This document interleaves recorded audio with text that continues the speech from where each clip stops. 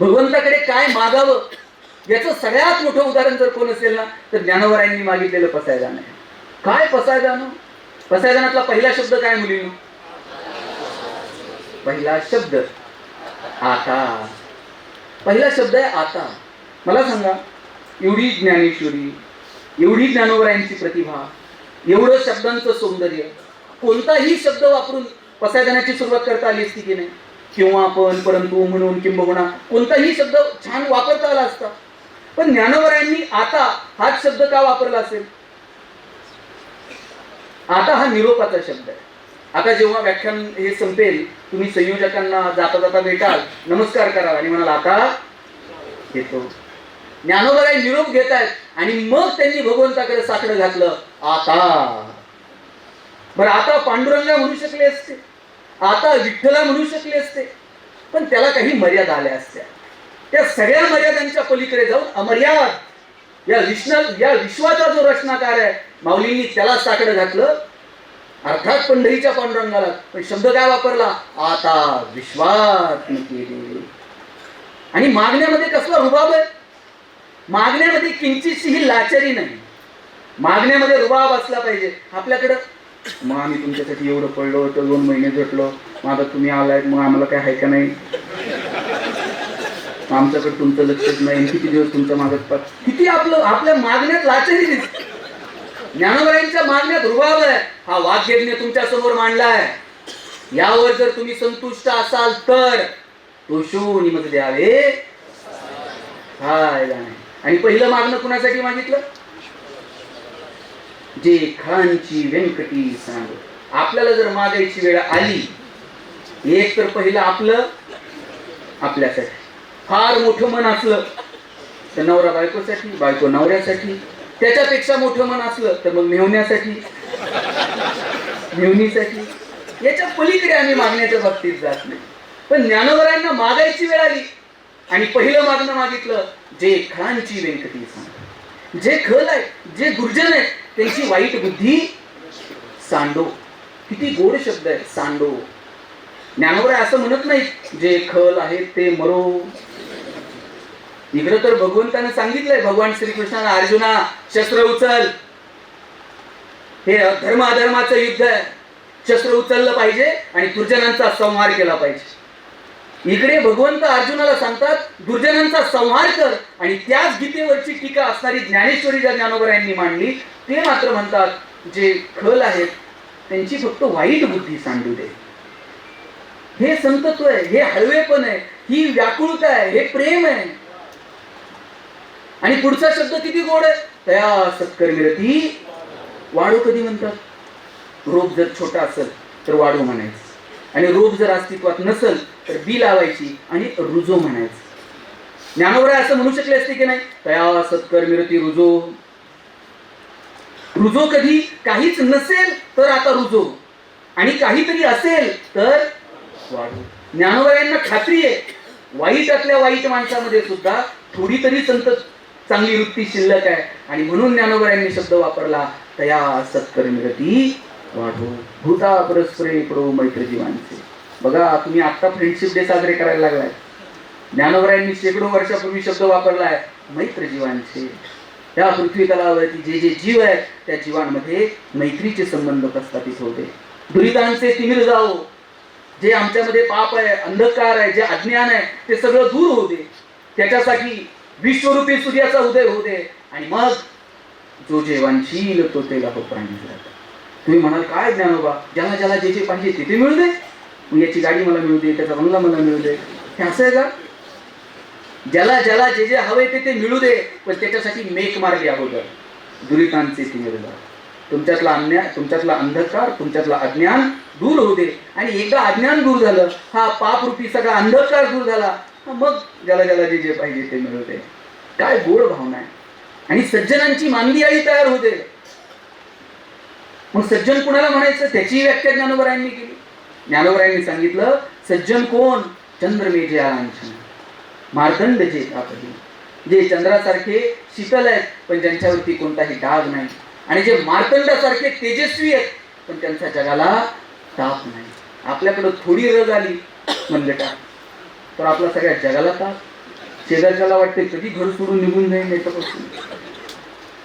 ज्ञानोबराय सांगतात सज्जन ते ज्यांच्या मनगटात रग आहे, ज्यांचे जे मार्तंडासारखे तेजस्वी आहेत पण त्यांचा ताप मात्र जगाला नाही, जे चंद्रासारखे शीतल आहेत पण त्यांच्यावरती कोणता डाग नाही, अशा सज्जनांची मानली आहे तयार होते. काय गोड पसायदान आहे.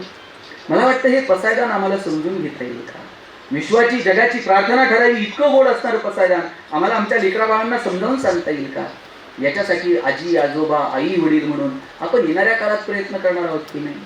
या पोरांना चांगला विचार देणं, त्यांच्यापर्यंत चांगला संस्कार घेऊन पोहोचवणं ही पालक म्हणून आपल्या सगळ्यांची जबाबदारी आहे. इथं मोठ्या प्रमाणावर शिक्षक आहेत, आपल्या सगळ्यांची जबाबदारी आहे. माझ्या तर शिक्षकांना विनंती आहे की हे संत साहित्य संतांचे विचार हे आपण सिलेबसमध्ये असतील नसतील पण आपण हे येणाऱ्या पिढ्यांपर्यंत सातत्यानं पोहोचवता येतील का याच्यासाठी प्रयत्न करा. इथं कोणी आता इथं अनेक महिला आहेत. मला सांगा, दूधवाला जर तुमच्याकडे दूध द्यायला आला तुमचं लक्ष कशाकडे असतं? दुधाच्या मापाकडे असतं. ते पण तुमचं लक्ष पहिल्या मापाकडे नसतं, त्याच्यानंतर ते वरतून एक फुकटची धार होते. आपलं लक्ष त्या दुसऱ्या धारेकडे असतं. पहिलं माप तर त्याच्या बापाला होतावं लागेल पण त्यानंतर त्यानं ती वरतून ती फुकटची धार उठली का याच्याकडे आपलं लक्ष असतं. जी शिक्षक मंडळी आहे, तुम्हाला तुमचा सिलेबस कंप्लीट करावा लागणार आहे, तुम्हाला तुमच्या शासनाच्या परिपत्रकानुसार काम करावं लागणार आहे. शासनानं सांगितलं BLO तर BLO, जे तुम्हाला परिपत्रक येईल त्यानुसार तुम्हाला काम करावं लागणार आहे. पण या सगळ्याच्या पलीकडे जाऊन या लेकरांसाठी आपण काही वेगळी धार उठतो का?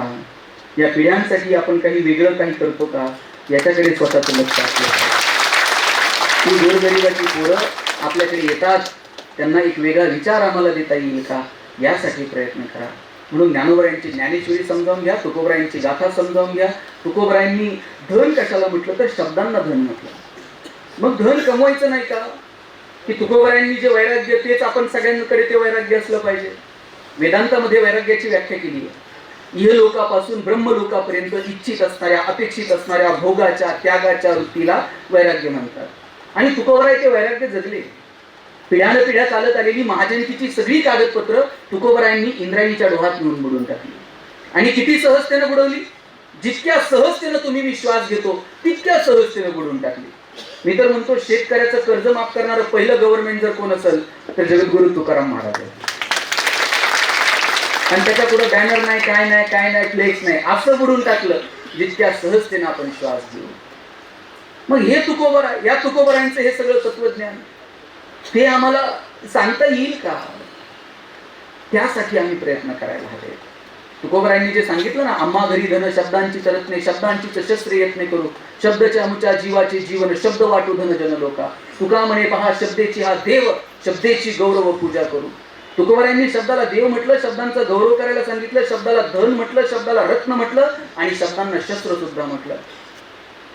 जेव्हा छत्रपती शिवाजी महाराजांनी नजराणा पाठवलं ना तुकोबरायांना, तुकोबरायांनी तो असा नजराणा, तुम्ही चित्रपट बघा जुना ब्लॅक अँड व्हाईट, जेव्हा तुकोबरायांची पत्नी आणि ती मुलं सगळे ते कपडे वगैरे नवीन घालून बसले आणि तुकोबराय जेव्हा आले आणि पाहिलं अरे नटून थुटून बसलेली आपली पत्नी, चांगले कपडे घातलेली मुलं, आणि मग कळालं की शिवाजी महाराजांनी नजराणा पाठवलाय.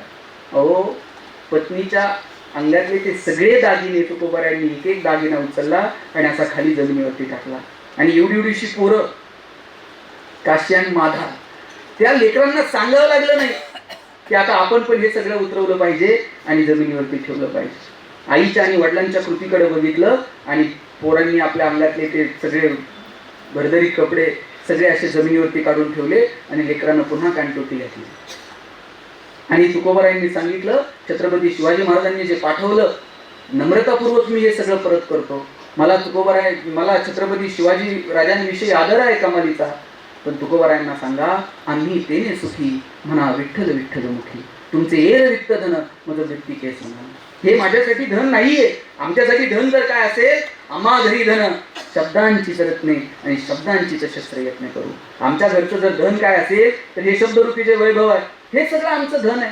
आणि ते काय आम्ही आमच्यासाठी ठेवलेलं नाही, ते वाटून टाकू लोकांमध्ये.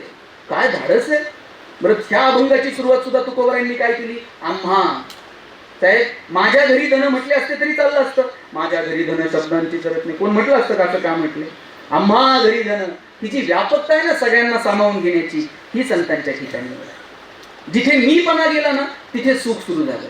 आणि याच तुकोबरायांनी जगण्याचे इतके सुंदर संदर्भ सांगितले. तुकाराम महाराज म्हणतात, हे मी माझं हे बाजूला ठेवा आणि व्यापक मनानं सगळ्यांना सामावून घेणारी भाषा बोला.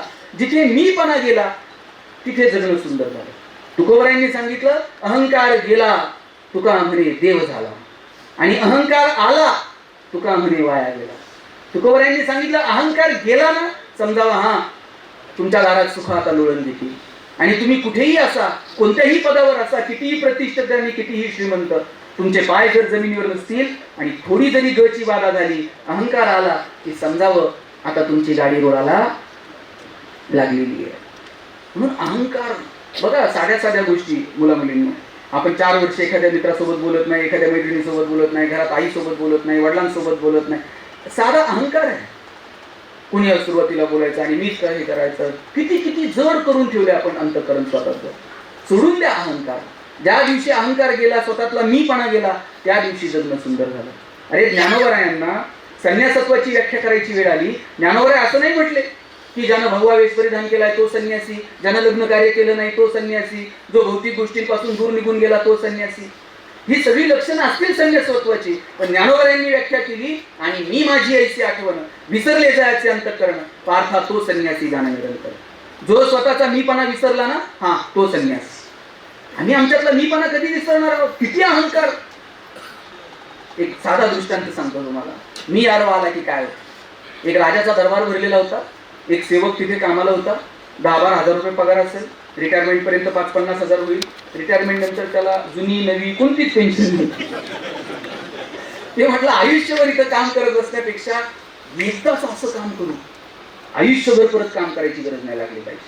आणि काय काम करायचं, यानं राजाची तिजोरी शोधून ठेवली. रात्री उठला, बाहेरच्या भिंतीला खुंट्या ठोकल्या, खुंट्यांना धरून वर गेला, शेवटच्या खुंटीला दोर बांधला, दोराला धरून खाली उतरला, आडमार्गाने तिजोरीपर्यंत गेला, बरोबर तिजोरी उघडली.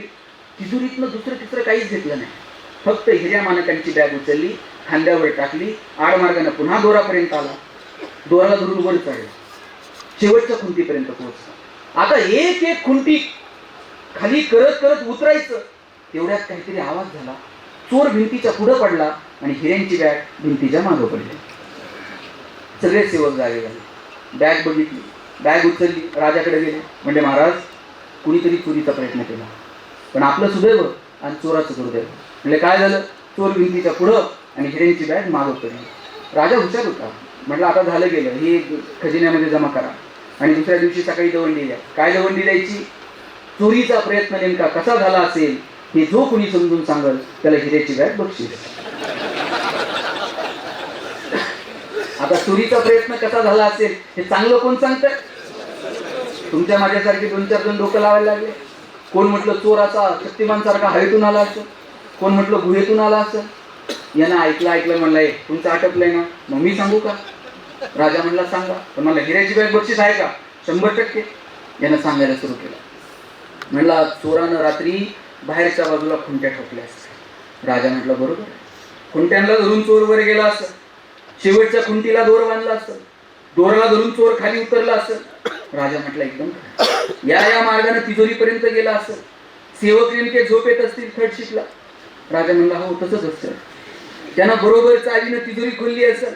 खरंय, चोरानं दुसरं तिसरं काहीच नाही, बरोबर हिऱ्याची बॅग उचलली असेल, आड मार्गाने दोरापर्यंत आला असेल. चोर आता दोरा धरून वर चढला असेल, शेवटच्या खुंटीपर्यंत पोहोचला असेल. महाराज, चोर आता एक एक पायरी करत करत खाली उतरणार, तेवढ्यात काहीतरी आवाज झाला. मी पुढं पडलो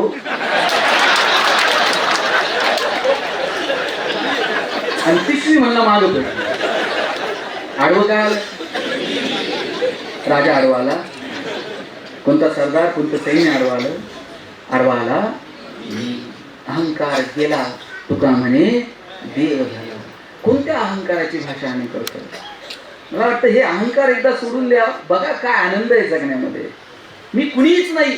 तुकोबरायांना, ज्ञानोबरायांनी त्यांचं आत्मचरित्र लिहिलं का? ज्ञानोबरायांनी ज्ञानेश्वरी लिहिली. आता सांगावं लागतंय का ज्ञानोबराय कोण आहे? ज्या समाजाने अवहेलना केली तोच समाज आता आळंदीला गर्दी करायला लागला. ज्या तुकोबरायांची गाथा बुडवली त्याच तुकोबरायांना जगद्गुरु तुकोबराय म्हणून आता आम्ही गौरव करायला लागलो. समाज त्रास होतो नाही असं नाही, परंतु ते सगळं बाजूला सोडून जर आपण चांगल्या मार्गाने चालत राहिलो तर हाच समाज नंतर डोक्यावरती येतो. आणि म्हणून अहंकार सोडा, मी कुणीच नाही हा भाव कायम आपल्या मनामध्ये असला पाहिजे. आपल्या छोट्या छोट्या दुःखांच्या मागे जर काय असेल ना तर अहंकार आहे. दुर्योधनाला कमालीचा अहंकार सांगितलं नाही का भगवंतानं? म्हणजे गांधारी जसं म्हणते ना भगवंताला की देवा तू जशी अर्जुनाला गीता सांगितली तशी जर माझ्या लेकरांना समजून सांगितली असती तर माझ्या कुळाचा अंत थांबला असता. तसे प्रयत्न भगवान श्रीकृष्णाने केले होते. शांतीदूत म्हणून कोण गेलं होतं? भगवान श्रीकृष्ण गेले. आणि श्रीकृष्णाने काय सांगितलं दुर्योधनाला? बाबा अर्धराज्य दे. हे अर्धराज्य? बरं नाही अर्धराज्य, 5 गावं दे. दुर्योधन म्हणला 5 गावं? सुईच्या टोकावर जेवढी जागा येते ना तेवढी सुद्धा देणार नाही. बरं चला, प्रस्ताव नाकारण्याचा अधिकार तुम्हाला आहे, पण त्याला काहीतरी शब्दांची मर्यादा असते. तुकोबर आहे उगाच शब्दाला शस्त्र म्हणत नाही. माणूस चापट मारलेलं विसरता एक वेळ, पण एखादा शब्द असं काही घर करून जातो हृदयात की तो माणसाला विसरता येत नाही. शब्दांचे वार असे होतात की माणसं आयुष्यभर ते लक्षात ठेवतात. इथे प्रस्ताव शांततेत तो नाकारू शकला असता. भगवंता माझी इच्छा नाहीये, जे काही होईल ते आता युद्धात होईल, माझी नाही इच्छा. तर हे 5 गावं तर नाहीच, सुईच्या टोकावर जेवढी जागा येईल तेवढी सुद्धा देणार नाही. पण एवढं म्हणून दुर्योधन थांबला नाही. दुर्योधनानं त्या भर सभेमध्ये भगवान श्रीकृष्णाचा अपमान केला आणि म्हटला तुझं प्रवचन ऐकायला मी काय अर्जुन नाही. तुझं प्रवचन काय असेल ते अर्जुनाला जाऊन सांग. तू मध्यस्थी करायला आलाय, तू आहेस कोण? एक गुराखी गुरांमागे चालणारा तू, तिकडे दही दूध लोणी चुरून खाणारा, आणि तू आम्हाला इथं तत्वज्ञान सांगायला आलाय? अरे बघता काय रे म्हणे. भगवान श्रीकृष्ण तिथं उभे आहेत सभागृहात. पकडा म्हणले याला, साखळ्या आणि टाका तुरुंगात. आता भगवान श्रीकृष्णाला तुरुंगात टाकायची भाषा दुर्योधन करायला लागले. लक्षात घ्या तरुण पोरांना माझं सांगणं आहे, आयुष्यात संकट येतात पण कृष्णासारखं असं मस्त पाय रोवून उभं राहता आलं पाहिजे. एवढी सगळी संकट आजूबाजूला आहेत, भगवान श्रीकृष्ण असे पाय रोवून सभागृहात उभे आहेत आणि तिकडून सैन्य येते साखळ्या घेऊन गिरफ्त करायला. आणि भगवान श्रीकृष्ण हसत हसत दुर्योधनाला म्हटले बांधणे मुझे जो आए हो जंजीर बडी क्या लाए हो. मला बांधायला आलाय, साखळ्या जरा मोठ्या आणल्यात. यदि मुझे बांधना चाहे मन पहिले बांध अनंत गगन. मला जर बांधायचा विचार करतोय ना, पहिल्यांदा हे अनंत गगन तुला बांधता येईल का याचा विचार कर. तरीही दुर्योधन भानावर येईना. आणि मग भगवान श्रीकृष्णाने सांगितलं अंबर में कुंतल जाल दे, पद में नीचे पाताल दे, हाथों में तीनों काल दे, सब जन्म मुझी से पाते हैं फिर लौट मुझी में आते हैं. तरी दुर्योधनाला समजेना. आणि मग जाता जाता भगवान श्रीकृष्णाने सांगितलं याचना नाही अब रण होगा, अब महाभारत होगा. आणि मग झालं महाभारत. तुम्हाला नियती, तुम्हाला निसर्ग दस्तक देत असतो, तुम्हाला सूचना येत असतात, तुम्हाला कुणीतरी मार्ग दाखवत असतं, पण त्याच्याकडे आम्ही दुर्लक्ष केलं. मग मात्र महाभारत आठवलं. भगवान श्रीकृष्णानं सांगितलं. हे अहंकार दुर्योधनाला नडला. कदाचित तिथे जर थांबला असता तर कदाचित हा सगळा अनर्थ टळू शकला असता. म्हणून अहंकार सोडा मित्रांनो. आपण नात्या गोत्यांमध्ये सुद्धा आपली नातीगोती जी तुटली ना त्याला कारणच मुळात अहंकार आहे. भगवान श्रीकृष्ण कणगईवरती पर्वत उचलतात, बासरी मात्र 2 हातांनी घट्ट पकडतात. ज्याला कणगईवरती पर्वत उचलता येतो त्यानं बासरी तर गरगर फिरवली असती, पण कणगईवरती पर्वत उचलणारा कृष्ण बासरी घट्ट पकडतो, कारण त्याला ठाऊक आहे पराक्रम हा रणांगणात गाजवायचा असतो आणि नात्यांमध्ये प्रेम जपायचं असतं. आणि आपण नेमकं उलट केलं. आपण रणांगणात शस्त्र ठेवून दिली आणि नात्यांमध्ये पराक्रम गाजवतो. परवा एक जण मला म्हणला 10 वर्ष झाली भावाच्या दारात गेलो नाही. म्हटलं वा काय पराक्रम आहे. 10 वर्ष झालं बहिणीचं तोंड बघितलं नाही. म्हणलं ती गेल्यावर जाशील साडी चोळी घेऊन, शेवटची साडी चोळी घेऊन भाऊ येतो, तिला कळतं का भाऊ आलाय रडतोय. सोडून द्या छोट्या छोट्या गोष्टी आणि मोठ्या मनाने एकमेकांच्या मदतीला धावून जाता येईल का. जोपर्यंत डोळ्यात प्रेम आहे आणि हृदयात वात्सल्य आहे ना तोपर्यंतच आपण माणूस आहे. ज्या दिवशी डोळ्यातलं प्रेम संपलं, हृदयातलं वात्सल्य संपलं, कुणाच्या तरी मदतीसाठी पायांचं धावणं संपलं, कुणाच्या तरी मदतीसाठी हातांचं सरसावणं संपलं, त्या दिवशी समजावं आपण माणूस उरलो नाही, आपण यंत्र होत चाललेलो आहोत. आपल्याला आपल्यातलं माणूस पण जर जिवंत ठेवायचं असेल तर ते प्रेम हृदयामध्ये असलं पाहिजे.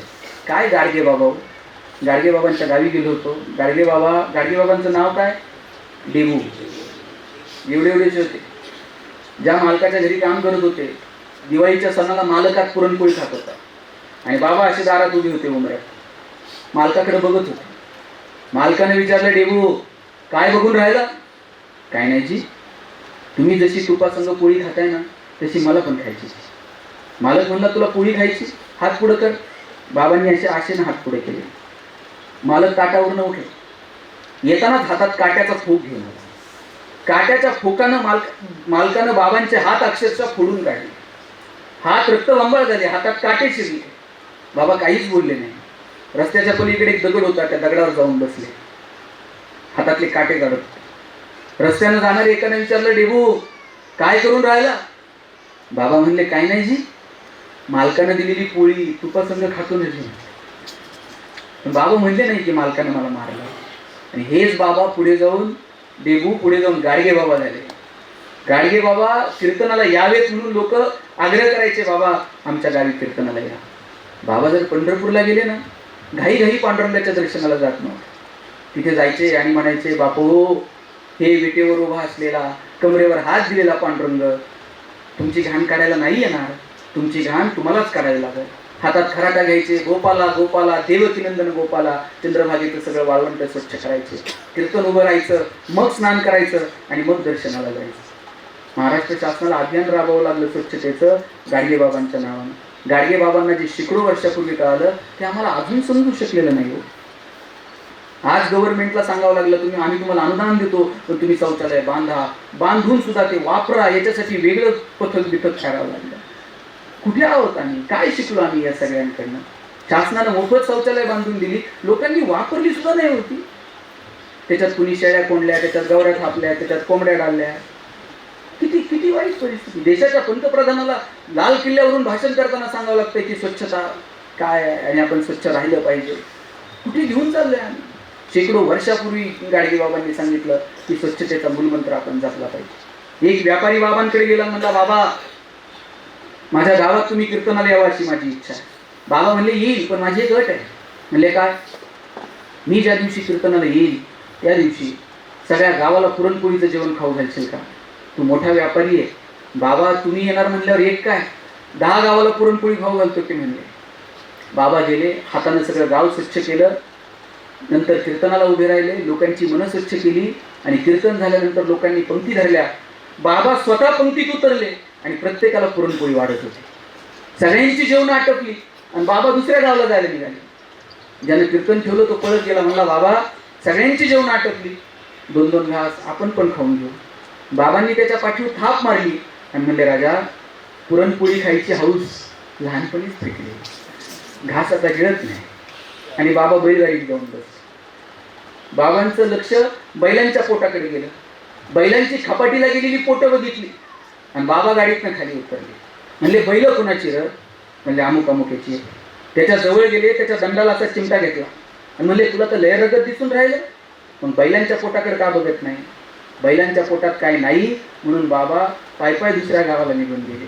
काय अहो, इथं जनावरांवरती प्रेम करणारी माणसं म्हणून ते संतत्वापर्यंत गेले. आमचं माणसात प्रेम उरलेलं नाही.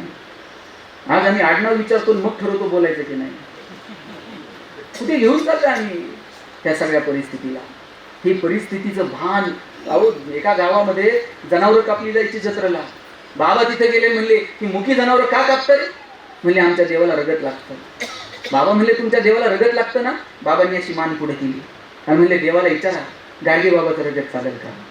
काय माणसं जन्माला आली. मला वाटतं हे संतत्व हे आम्हाला येणाऱ्या पिढ्यांपर्यंत पोहोचवता येईल का? ते प्रेम, ते वात्सल्य आमच्यामध्ये निर्माण होईल का? लोकांनी जनावरांवरती प्रेम केलं, आम्ही आमच्या जन्मदात्या आईवडिलांवर प्रेम करता येईल की नाही?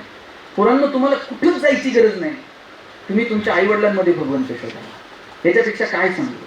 लेकुराचे हित वाही माऊलीचे चित्त, ऐसी कळवळ्याची जाती तरी लाभावी न प्रेम. कोणत्याही लाभाची अपेक्षा न करता तुमच्यावर ओतप्रोत प्रेम करणारे या जगात जर कोण असेल तर तुमची आई आणि तुमचा बाप आहे. याच्यापेक्षा पुढे देव शोधायचा तुम्हाला? किती प्रेम आहे आईचं आणि बापाचं तुमच्यावर? तिथे अनेक तरुण मुली बसलेल्या आहेत, लग्न झालेल्या. माहेरी जर गेलात, आई पटकन येते की नाही उमऱ्यापाशी? भाकरीचा तुकडा वळून टाकल, पाणी वळून टाकल, लगेच गालावरती ओठ लावल, आणि 2 दिवस तुम्ही माहेरी थांबलात आणि तिसऱ्या दिवशी सासरी जायला निघाला. तुमच्या आईनं तुमची पिशवी कधी रिकामी पाठवली का? बाई शेंगा घेऊन जा, वांगे घेऊन जा, दूध घेऊन जा, भाजी घेऊन जा, पापड करून ठेवले, लोणचं घालून ठेवलंय, कुरड्या करून ठेवल्या. सासरी काय मिळत नाही? सासरी सगळं मिळतं, पण आईला वाटतं पुरीची पिशवी कधी रिकामी जाऊ नये. तुम्हाला दिवसभरात एकदा तर आईसोबत बोलायचंच. आई तुमचं सगळं ऐकते. कधीतरी आईचं एक वाक्य तुम्ही ऐकलं पाहिजे. कधीतरी नकळत आई म्हणते, बाई आम्ही आहोत ना, तोपर्यंत येत चला. तेव्हा हातातली कामं ठेवा आणि भेटून घ्या. पुरीनो, तुमच्या वडिलांचं तर तुमच्यावर एवढं प्रेम असतं. ज्ञानोबरायांना निवृत्ती, ज्ञानदेव, सोपान, मुक्ताई या लेकरांना धर्मात घ्यावं, त्यांना शुद्धीपत्र मिळावं, त्यांना माणूस म्हणून जगता यावं. विठ्ठलपंत आणि रुक्मिणी देहांत प्रायश्चित्त स्वीकार. ज्या विठ्ठलपंतांनी पैठणचं सभागृह गाजवलं, त्याच पैठणच्या सभागृहामध्ये असे हात जोडून बाप आपल्या लेकरांसाठी उभा राहिला. आणि तिथल्या स्वतःला विद्वान समजणाऱ्या विद्वानांनी पोथ्या चाळल्या, ढेरीवरून हात फिरवला, डोक्यावरती असणारे पटके सावरले आणि सांगितलं, देहांत प्रायश्चित्त स्वीकारावं लागेल. तसेच हात जोडून परत आले आणि आपला देह बोलून टाकला, केवळ आणि केवळ लेकरांसाठी. तुमच्या बापाचं तुमच्यावर विशेष प्रेम असतं. बाप बोलत नाही, व्यक्त होत नाही, पण पुरी माझा दावा आहे बरं का, वडिलांचं जेवढं प्रेम मुलावर आहे ना, त्याच्यात थोडं तरी जास्त प्रेम. मला काही तुमच्यात भांडण नाही लागलं, पण खरं आहे. मुलांनी जर वडिलांना काही मागितलं तर वडील म्हणणार 2 दिवस थांब, पगार होऊ दे. आणि पुरीने काय मागू द्या बरं? असं वाटतंय कधी लिहून दिला आणि कधी नाही. बापाला माहीत असतं 4 दिवस चिमणीसारखी थुई नाचल आणि एक दिवशी भुरकन उडून जाईल. जोपर्यंत आपल्या घरात आहे तोपर्यंत तिचे सगळे हट्ट पुरवायचे. ज्या दिवशी मुलगी जन्माला येते ना, त्या दिवशी वडिलांच्या मनात 2 विचार चमकून जातात. एक मुलीचं शिक्षण आणि दुसरं मुलीचं लग्न. 1 रुपया बाबाचा बाजूला काढून ठेवा. स्वतः फाटलेली तुटलेली चप्पल घालल, पोरीला मात्र शाळेत जायला चांगले शूज घेऊन दे. बाप फाटलेलं बनियन घालल, पोरीला मात्र चांगला ड्रेस घेऊन दे. बाप सायकलवर कामाला जाईल, पोरीला कॉलेजला जायला गाडी घेऊन दे, बसचा पास काढून दे, तिच्या हॉस्टेलची फी भरल. 10 मिनिट जर मुलीला कॉलेजवरून यायला उशीर झाला ना, बाप 10 मिनिटात 10 वेळा आईला विचारतो, हे कुठपर्यंत आली बघ ग, जरा फोन कर ग. वडील थेट तुम्हाला फोन पण लावत नाही, ते आईला म्हणतात कुठपर्यंत आली बघ. बाप पुरीसोबत थोडंसं अंतर ठेवून वागतो, पण त्याचं विशेष प्रेम असतं तुमच्यावर. पुरीच्या लग्नात बाप असा फेटा बिटा घालून मिरवत असतो. दिवसभर बापाची मान उंच असते. कन्यादान झालं मग मात्र बाप मान खाली घालतो. जावायच्या हातात हात देतो आणि सांगतो, तळ हाताच्या फोडासारखी जपली, सांभाळून घ्या. दिवसभर वडिलांच्या डोळ्यात थेंब येत नाही, पण पुरीची जाडी एकदा निघून गेली ना, खांबाच्या पलीकडे जाऊन एकटाच रडतो तो बाप. काय सुंदर नाती येते ती नाती जोपासा. संतांचं चरित्र समजून घ्या, तर आम्हाला त्या नात्यांची किंमत कळेल. अरे ज्ञानोबा समाधीला जायला निघाले आणि निवृत्ती महाराज रडायला लागले.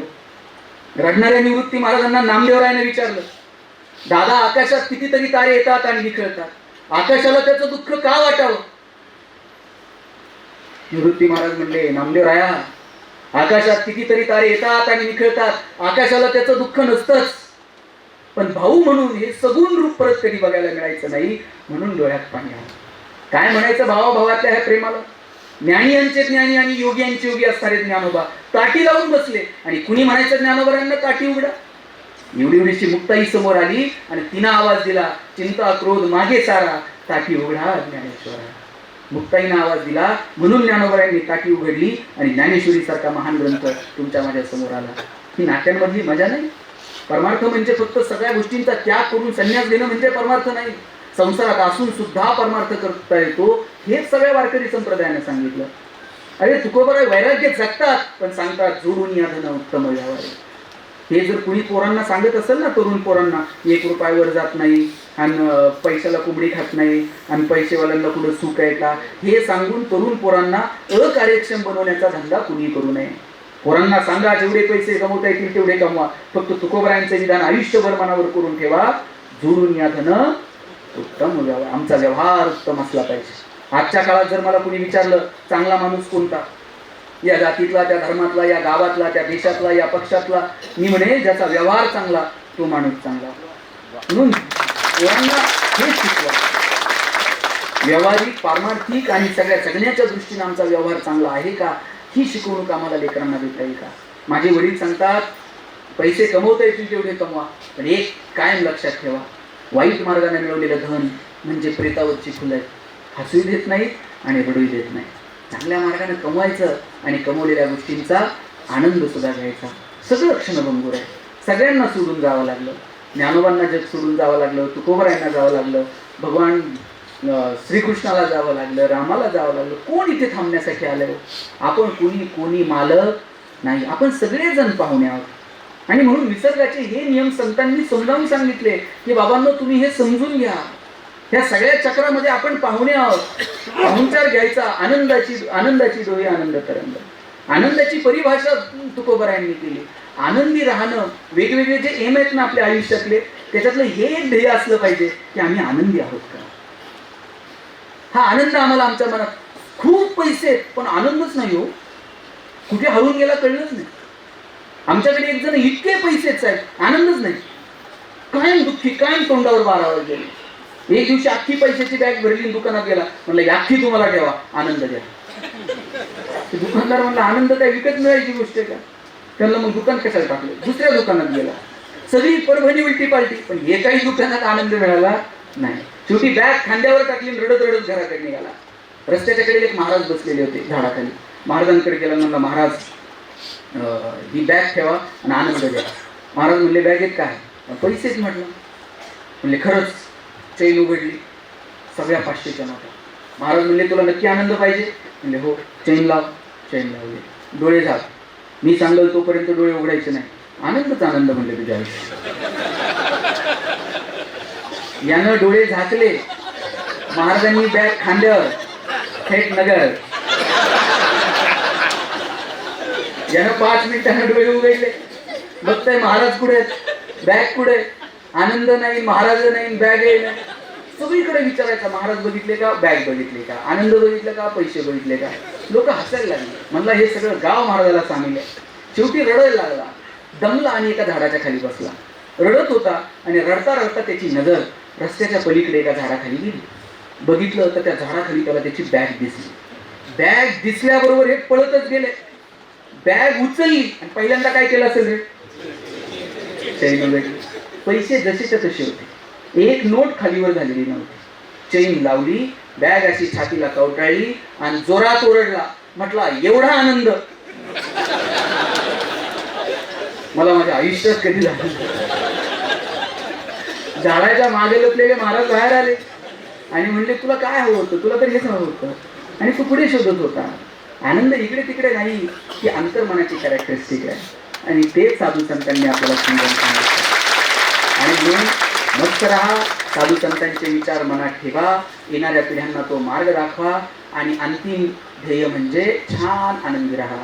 भौतिक गोष्टींची प्रगती करायची का, तर जरूर करायची, पण ते करत असताना काही परमार्थिक अधिष्ठान आम्हाला राहील याची काळजी घ्या. आणि तुमच्या जी लिस्ट आहे, गाडी घ्यायची आहे, बंगला घ्यायचा आहे, जमीन घ्यायची आहे, फार्म हाऊस करायचं आहे, दागिने करायचे, त्याच्या लिस्टमध्ये खाली एक वाक्य लिहून ठेवा, मला आनंदी राहायचं. किती जणांना आनंदी राहायचं, हात वर करा.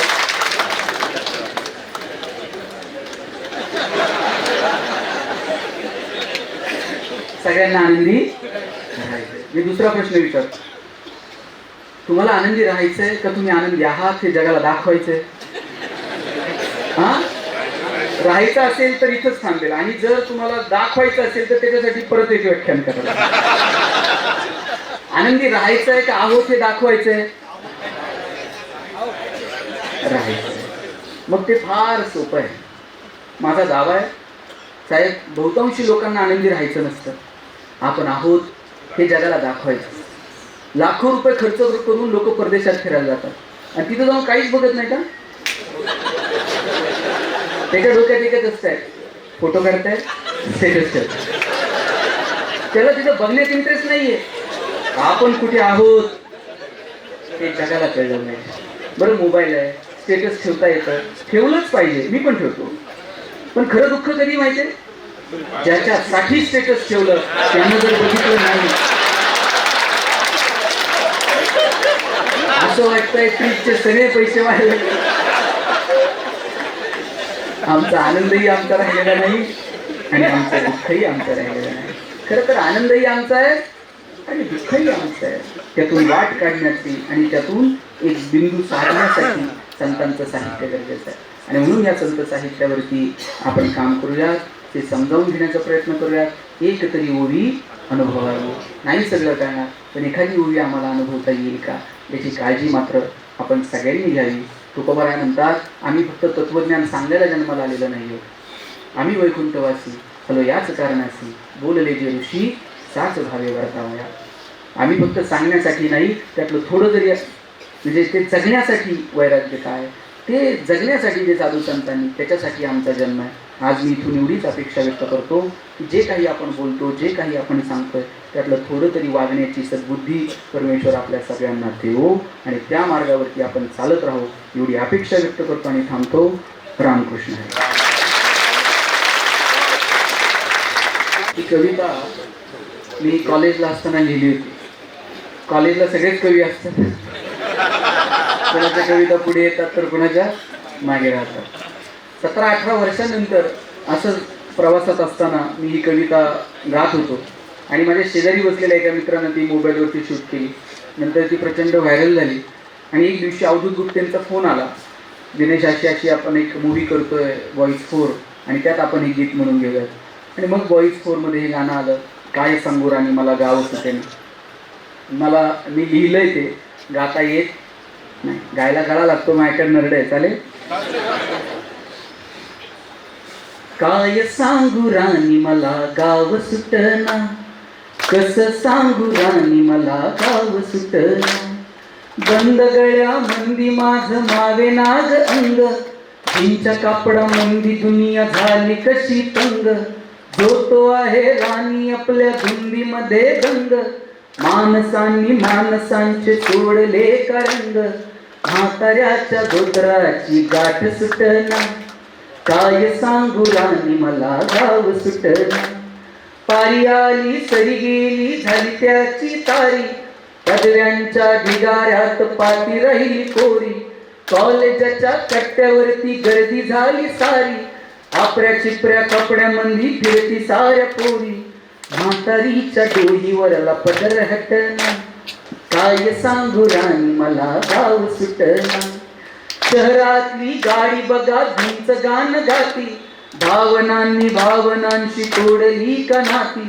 ओल्या चिंब पावसात ओली चिंब माती, शारदाच्या चांदण्यात भिजल्या काग राती. सरजा राजाची जोडी माग हटना, काय सांगू राणी मला गाव सुटना. गावाकडची माणसं आमची कशी साधी भोळी, प्रेमाच्या या रंगामध्ये रंगते आमची होळी. दिवाळीच्या सणासाठी जमली ही मंडळी, सुरसुरीच्या सुरामंदीचा खुपूर्ण पोळी. चुलीवरल्या भाकरीची पोळी सुटना, काय सांगू राणी मला गाव सुटना. कसं सांगू राणी मला गाव सुटना, गाव सुटना. थँक्यू. वा सर, फार सुंदर कविता, सरांची सदाबहार कविता आहे. मी आदरणीय आमचे सदस्य चतुरांचे आदरणीय बालासाहेब जाधव सरांना विनंती करतो की आपण मान्यवरांचे आभार मानावे. स्मृती व्याख्यानमाले आज प्राध्यापक गणेश शिंदे यांनी संत परंपरा व आजची पिढी या विषयावर पुष्कळ पुष्प गुंतलं. त्यांनी आमच्या आग्रही निमंत्रणाचा स्वीकार केला, त्याबद्दल चतुरंग प्रतिष्ठानच्या वतीने मी त्यांचे हार्दिक आभार मानतो. तसेच आपण सर्व रसिकांनी व्याख्यानास दिलेल्या उदंड प्रतिसादाबद्दल आपले मनस्वी आभार मानून आजचा कार्यक्रम या ठिकाणी संपला असं जाहीर करतो. धन्यवाद. नमस्कार. चतुरंग जो परिवार आहे, गेली 20 वर्ष आपल्या परभणीमध्ये जे विचाराची पेरणी करणारे व्याख्याते इथे आणून असं आहे की राम गेले, रहीम गेले, गौतम बुद्ध गेले, संत गेले, जे पाठीमागे राहतात ते त्यांचे विचार राहतात. असं चांगलं आचरण आणि चांगले विचार याची पेरणी या माध्यमातून चतुरंग परिवार करतोय. मी त्याबद्दल त्यांचा अत्यंत ऋणी आहे. आजचं व्याख्यान डोळ्यात अश्रू आणणारं, आत्मपरीक्षण करणारं आणि मीची बाधा काढून टाकून अहंकार सोडून प्रेमाने वातावरण निर्माण करणारं झालं असं मला वाटतं. चतुरंग प्रतिष्ठान परभणीतर्फे आयोजित केलेलं आहे व्याख्यानमालेमध्ये आज गणेश शिंदे सरांचं झालेलं व्याख्यान आजच्या पिढीसाठी इतकं छान होतं की आजच्या पिढीने हे व्याख्यान ऐकायलाच पाहिजे होतं. आणि आजच्या पिढीने हे जर व्याख्यान ऐकलं तर त्यांच्या जीवनामध्ये स्वतःच्या जीवनामध्ये बदल करतील अशी आशा मी व्यक्त करते. तेवढे जे रामकृष्ण हरी. जे जे आपणासी ठावे ते इतरांना सांगावे, शहाणे करून सोडावे सकळ जण. त्याच पद्धतीने आदरणीय श्री गणेश सरांनी संत साहित्यावर आपल्याला व्याख्यान दिलेलं आहे. जर तुम्ही पुढच्या जर क्लिप तुम्हाला सर दाखवतीलच, त्याच पद्धतीने जर श्रोतेगणाचा जर तुम्ही विचार केला तर या श्री शिवाजी महाविद्यालयाच्या सभागृहामध्ये बसण्यासाठी सुद्धा जागा नव्हती. अशा पद्धतीचं त्यांनी व्याख्यान सांगितलेलं आहे. एवढंच नाही तर गाडगेबाबांची परंपरा, संत ज्ञानेश्वरांची परंपरा, संत तुकोबरायांची परंपरा, हे सगळं मिळून जे काही संबोधित केलं आहे, जे व्याख्यानाच्या माध्यमातून सांगितलं आहे, ते असं सांगितलं की तरुणांनी संत साहित्य वाचलं पाहिजे, तरुणांनी संत साहित्यावर विचार केला पाहिजे, तरुणांनी इतिहासावर विचार केला पाहिजे, मीपणा सोडून अहंकार सोडून चांगल्या मार्गाला लागलं पाहिजे, असं आदरणीय श्री गणेश सरांनी आपल्याला संबोधित केलं. मनापासून परभणीकरांकडून मनापासून सरांना धन्यवाद देतो आणि थांबतो. नमस्कार, मी स्वाती देशमुख चौधरी. आजचा चतुरंग प्रतिष्ठानचा कार्यक्रम अतिशय उत्तम झालेला आहे. खरं तर ही कितीतरी दिवसांनी मिळालेली आम्हाला मेजवानी आहे. ह्या कार्यक्रमामध्ये कालचा जो कार्यक्रम झाला, पहिले पुष्प जे विणलं होतं त्या पहिल्या पुष्पामध्ये सीताराम मोहिते मॅडमनी खूप सुंदर, ज्या स्त्रीला अक्षराची ओळख नाही त्या स्त्रीने काल उद्योग कसा उभारला याविषयी खूप सहज सोप्या भाषेमध्ये आपलं व्याख्यान दिलं, त्यांच्या भाषेत व्याख्यान दिलेलं आहे. आणि आजचे हे जे दुसरे पुष्प आहे, ह्या दुसऱ्या पुष्पामध्ये सरांनी खूप सुंदर पद्धतीने संतांची परंपरा जी आजच्या तरुणांना खूप जवळ नेते ती दिली. आजचा तरुण कुठेतरी यंत्रयुगामध्ये हरवलेला आहे. तर ह्या यंत्रयुग मानवाला आपलं आभाळ, आपली जमीन कशी आहे, संतांनी आपल्याला पूर्वी 700-800 वर्षापूर्वी काय दिलं ह्याची सर्व माहिती त्यांनी आपल्या गोड मधाळ रसाळ भाषेत दिलेली आहे. खरोखरच आज जो कार्यक्रम झाला किंवा दोन पुष्प झाले ते खरोखरच उत्तम आणि सुंदर असे होते. आजचं ह्याबद्दल मी पानखेडे सरांचे खूप खूप धन्यवाद मानते आणि संपूर्ण चतुरंग प्रतिष्ठान आणि सर्व कार्यकर्त्यांचेही आभार मानते. धन्यवाद. परभणी आणि चतुरंग प्रतिष्ठान हे एक अतूट नातं मागच्या 20 वर्षापासून तयार झालेलं आहे. आणि आपण पाहतो आहोत की दरवर्षी ज्या पद्धतीनं व्याख्यानाचं आयोजन होतं आणि व्याख्याते परभणीला त्यांच्या व्याख्यानाच्या माध्यमातून मंत्रमुग्ध करतात. खरं तर आज समाजामध्ये वेगवेगळ्या ज्या काही प्रवाह निर्माण होत आहेत या सगळ्या प्रवाहांना एक सकस उत्तर म्हणजे चतुरंग प्रतिष्ठानचं व्याख्यान असतं. या व्याख्यानातून मनाचं सिंचन होतं, विचारांची पेरणी होते आणि नक्कीच प्रत्येकाला अंतर्मुख करणारं व्याख्यान चतुरंगच्या माध्यमातून दर डिसेंबर महिन्यामध्ये हिवाळ्याच्या दिवसामध्ये सर्व परभणीकरांसाठी आयोजित केलं जातं. मला असं वाटतं की परभणीच्या या सांस्कृतिक वारशामध्ये चतुरंग प्रतिष्ठान करत असलेल्या या कामाचं खूप मोठं योगदान आहे. येणाऱ्या काळामध्ये सुद्धा उत्तरोत्तर अधिक उत्तम व्याख्याने, उत्तम व्याख्याते परभणीमध्ये येतील आणि आपली जी काही ज्ञानाची भूक आहे, विचारांची भूक आहे, ती भागवण्याचा प्रयत्न करतील. यापुढे देखील ज्या ज्या वेळेस व्याख्यानाचे आयोजन होईल, मी सर्व परभणीकरांना विनंती करतो की आपण मोठ्या संख्येनं अशाच पद्धतीनं प्रतिसाद द्यावा आणि लाभ घ्यावा. धन्यवाद. दरवर्षी आम्ही यशवंत प्रतिष्ठानचा, चतुरंग प्रतिष्ठानचा कार्यक्रम हा ऐकायला येतच असतो.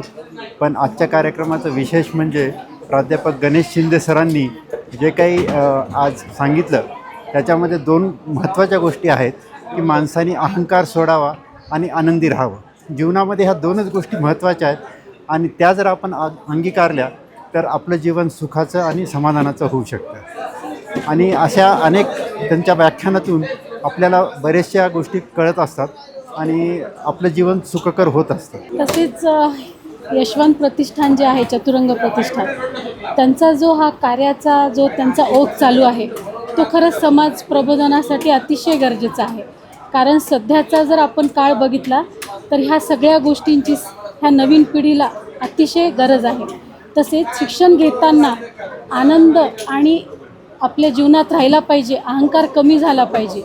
नाही तर आपण पूर्ण यशस्वी होऊ नये, आपल्या जीवनामध्ये अयशस्वी ठरू शकतो नात्यांच्या बाबतीत. एवढंच वाटतं की ह्या पिढीने आनंदी राहावं आणि सोबत एज्युकेशनमध्ये यशस्वी व्हावं आणि सगळ्या नात्यांना सांभाळत पूर्ण जगामध्ये स्वतःच्या आपल्या चरित्राची एक मान उंचवण्यासारखी एक आपण स्थान तयार करावं. धन्यवाद. चतुरंग प्रतिष्ठानतर्फे जो कार्यक्रम आयोजित करत आहे, 20 वर्ष झालेले आहेत. ह्या कार्यक्रमात मोठे मोठे महान व्यक्तिमत्व आलेले आहेत आणि सर्व विद्यार्थी आणि पालक आणि पूर्ण सहकुटुंब पाहण्यासारखा आणि ऐकण्यासारखा कार्यक्रम आहे. आणि आजचे जे व्याख्याता आहेत ते गणेश शिंदे सर, त्यांची तर म्हणजे ज्ञान सरस्वती मातेची त्यांच्यावर कृपा आहे आणि त्यांचे जे विचार ऐकले त्याच्यामुळं म्हणजे हृदयात कुठंतरी हृदयात ठसलेले असतात आणि मनात बिंबवलेले जातात आणि त्यामुळं आपल्या जीवनात काहीतरी भविष्यात उत्कर्ष होईल आणि एक विश्वाची माझ्या घरी कल्पना साधण्यासाठी आजचा विचार हा फार मोलाचा आहे. गणेश सरांच्या कार्याला आणि चतुरंग प्रतिष्ठानच्या कार्यक्रमाला हार्दिक शुभेच्छा आणि भविष्यात हा कार्यक्रम 100 वर्षापर्यंत चालावा हीच ईश्वरीची प्रार्थना. आणि महान व्यक्तिमत्व आपल्या प्रभावती नगरीमध्ये यावे आणि त्यांचे विचार सर्व विद्यार्थ्यांना आणि शिक्षकांना ऐकून भविष्यासाठी चांगला उज्ज्वल भारत घडवा हीच विनंती आणि प्रार्थना. जय श्रीराम. चतुरंग प्रतिष्ठान परभणीतर्फे जे व्याख्यानमाला आयोजित केली जाते, नक्कीच वेगवेगळे वक्ते वेगवेगळ्या क्षेत्रातून इथे येतात. यामुळे नवीन पिढीला एक वैचारिक पुनर्भरण होते. आजचा जो विषय होता प्राध्यापक गणेश शिंदे सरांचा, संत परंपरा व आजची पिढी. नक्कीच आपण कोणीही क्षेत्रात कार्यरत असो, सुखांची वाटा शोधत असतो. नक्कीच आजच्या या व्याख्यानमालेतून प्रत्येकांना अंतर्मुख होऊन सुखाची वाट नक्कीच शोधेल व संत परंपरेमध्ये आपण काहीतरी योगदान देऊ शकतो ही या व्याख्यानमालेतून कळेल. धन्यवाद.